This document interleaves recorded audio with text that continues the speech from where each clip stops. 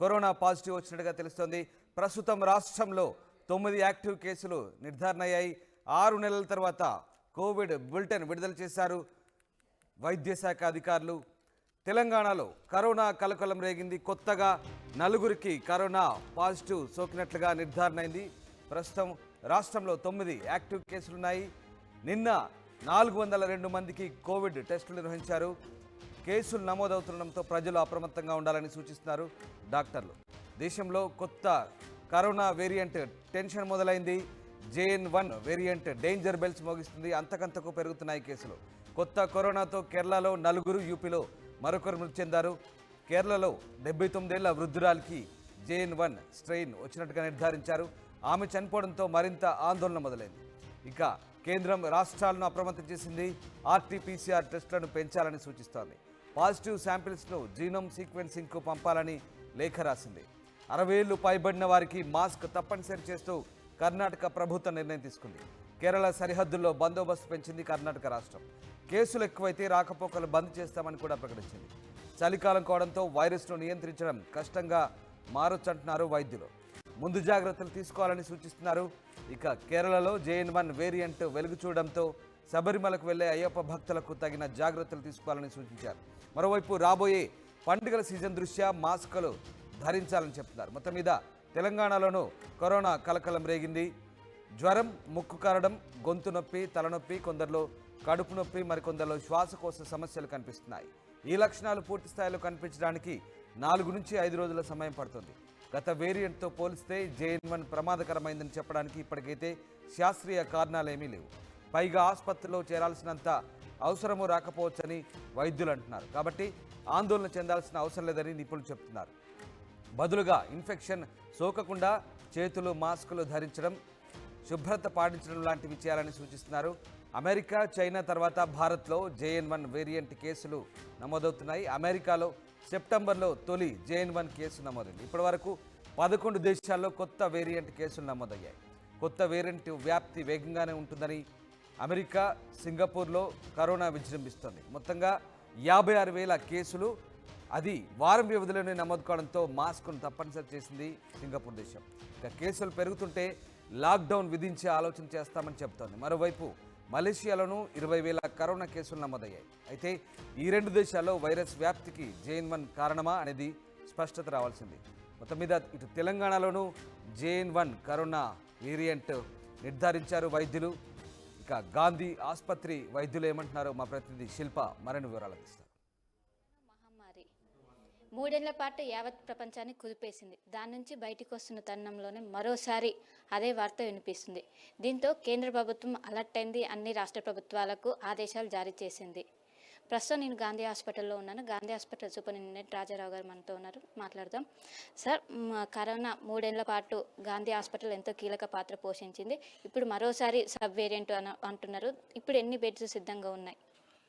అంటే మనం Covid service చేసినాక తర్వాత జనరల్ హాస్పిటల్గా కన్వర్ట్ చేశాక ఏవైతే ఐసోలేషన్ బెడ్స్ ఉన్నాయో కొన్ని ఐసోలేషన్ బెడ్స్ని అట్లాగే ఉంచాం మనం. సో అట్లా ఒక 30 బెడ్స్ని మనం ఐసోలేషన్ బెడ్స్గా అట్లనే కంటిన్యూ చేస్తున్నాము. కాకపోతే ఇప్పుడు ప్రజెంట్గా కేసులు అట్లేమీ లేవు. సో వారంలో 1 కేసు 2 కేసులు అట్లా వస్తున్నాయి.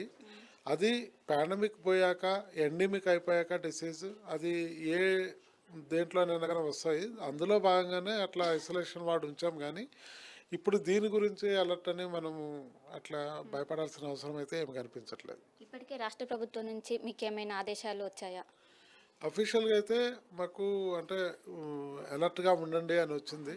తర్వాత ఏవైతే ఇన్ఫ్లుయెంజా లైక్ ఇల్నెస్ కేసెస్ కానీ ILA అంటాము, లేకపోతే సారీ కేసెస్ అంటే severe acute respiratory illness cases అటువంటివి ఏమైనా వస్తుంటే కూడా వాటికి టెస్టింగ్ చేసి టెస్టింగ్లో పెంచాలని, తర్వాత ఈ ఐసోలేషన్ మెజర్స్ తీసుకోవాలని ఇటువంటి అలర్ట్స్ మాకు వచ్చినాయి. అందులో భాగంగానే మేము ఇట్లా కేసెస్ని మేము మానిటర్ చేయడం జరుగుతుంది. ఇప్పటికే కరోనా వచ్చినాక చాలా సబ్ వేరియంట్లు అన్నీ వచ్చాయి, కానీ ఎప్పుడు మరణాలు నమోదు కాలేదు. కానీ ఇప్పుడు మరణాలు నమోదయ్యాయని చాలా తీవ్రంగా ఉందని కూడా వార్తలు వస్తున్నాయి. దీనిపై ఏమంటారు?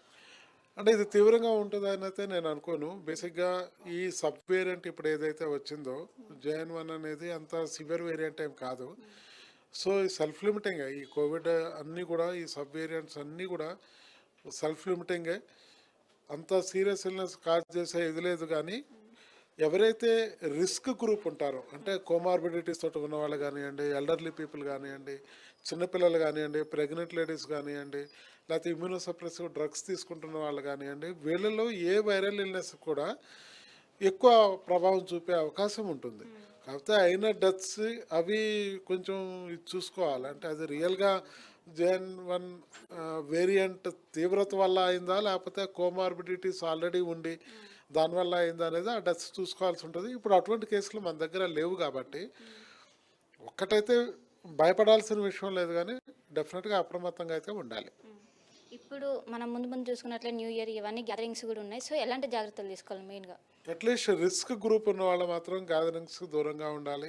ఎల్డర్లీ పీపుల్ ఒకళ్ళు, తర్వాత కోమార్బిడిటీస్ ఎవరైతే ఉన్నారో వాళ్ళు డెఫినెట్గా జాగ్రత్తలు తీసుకోవాలి.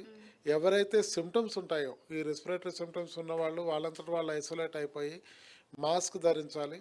ప్రతి ఒక్కళ్ళు కూడా ఈ జన సమ్మర్దం ఉన్న ప్లేస్లోకి పోయినప్పుడు మాస్క్ ధరిస్తే చాలా చాలా మంచిది. మనం ఈ రెస్పిరేటరీ హైజీన్ అంటాము, అంటే ఈ కోవిడ్ అప్రోప్రియేట్ బిహేవియర్ ఏదైతే ఉందో, అంటే అండ్ మనం శానిటైజేషన్ కానుండి, ఈ ఐసోలేషన్ కానుండి, మాస్క్స్ ఇటువంటివన్నీ కూడా మనం పాటిస్తే ఎటువంటి వేవ్ కూడా ఎక్కువ స్ప్రెడ్ కాకుండా చూడొచ్చు.